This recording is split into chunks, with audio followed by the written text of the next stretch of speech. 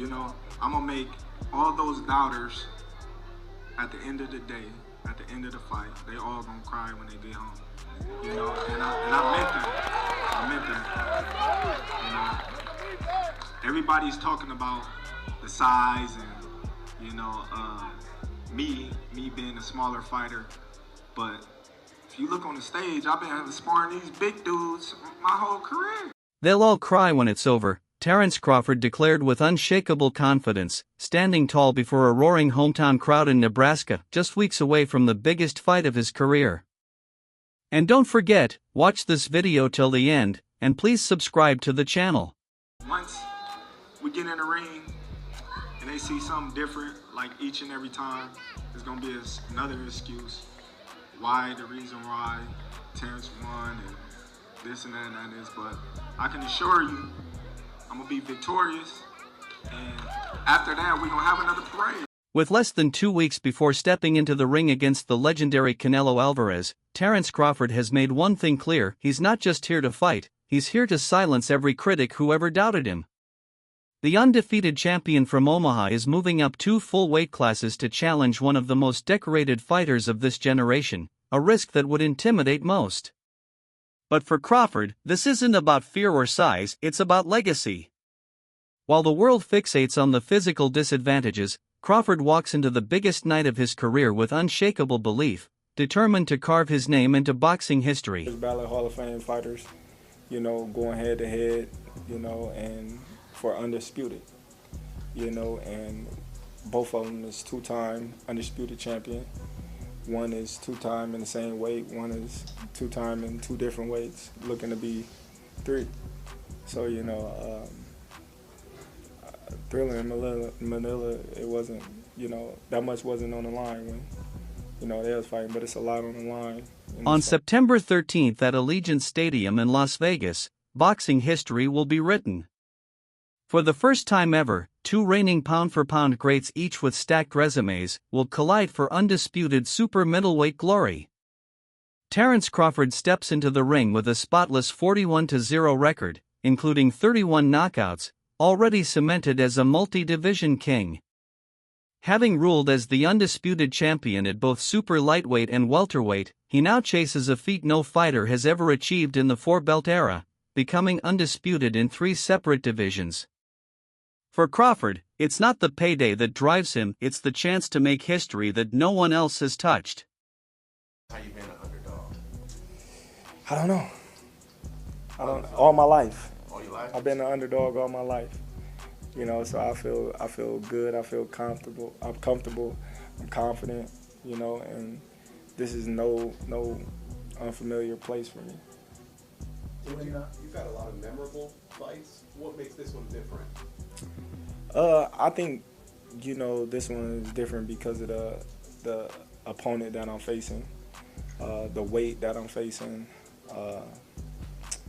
the level of fighter that I'm facing, what's on the line, the legacy, just everything as a whole is, you know, make this fight different than the other. Still, the payday for this showdown has generated almost as much buzz as the fight itself. Earlier this year, Canelo Alvarez inked a blockbuster 4-fight deal with Riyadh Season, pocketing around $80 million in his last outing and projected to earn up to $150 million this time. Crawford's take, however, tells a different story. Instead of cashing out, he revealed a guaranteed purse of just $10 million, far below the rumored $50 million.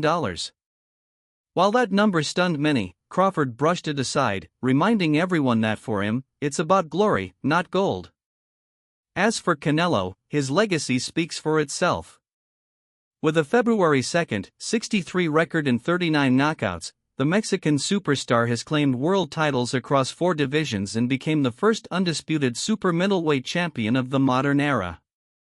He's toppled names like Gennady Golovkin, Daniel Jacobs, and Miguel Cotto, and even in defeat to Floyd Mayweather and Dimitri Bivol, his standing as a generational icon remains untouched. Straight away with Crawford, and so did Spence. I mean, other people that we've spoken to, I think Paul Smith and other people that sit on the show with us think it will be Canelo Alvarez because of size. We've seen Canelo Alvarez take that journey up to light heavy and find himself coming up against Dimitri Bivol and not being able to do what he does at super middleweight. I just think that Crawford is such a fighter of such stature and competence that he might just be the kryptonite to solve. Yet Crawford's confidence hasn't wavered one bit. When asked about Canelo bringing in welterweight phenom Jaron Boutsenis as a sparring partner, Crawford didn't flinch. To him, it only proves the respect Canelo has for the challenge ahead. After all, if Crawford were truly too small or untested, why would the Mexican superstar call on one of the sport's brightest young talents to help him get ready? What is there to talk about? You fighting the best fighter in the world. You better be taking it serious. You know, that goes to show, you know, how serious he's taking me and how much he respects me. Because, you know, if I haven't fought anyone, if I was too small, if I was, you know, all these things that all the media say I was, then he wouldn't need these guys to help prepare him to fight me. He wouldn't, you know, need all the help that, you know, he's getting. But I'm happy that he's getting the help that he needs because, you know, after, you know, September 13th, there will be no excuse. Beyond tactics and sparring, much of the buzz has centered on Crawford's physical transformation, or the lack of one, as he makes the massive leap to super middleweight. A shirtless photo of him recently went viral, fueling speculation about whether he's truly big enough to handle Canelo's size and power. Many expected Crawford to bulk up dramatically, but he's stayed lean, sticking to the physique that has carried him through 4 divisions. Addressing the chatter in a recent media appearance, Crawford explained that this camp is different simply because he doesn't have to cut weight or hold back in strength training.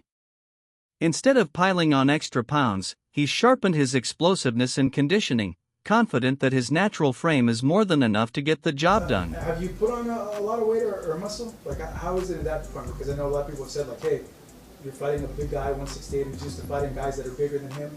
It might be smart to put on a little bit more, like, mass. It comes natural with working out. Yeah. You know, like I said before, the only thing about this camp different than any other camp is I don't gotta cut muscle. I don't gotta, you know, watch what I do in strength condition. I can, you know, go fully all out, you know, and just do what I need to do to get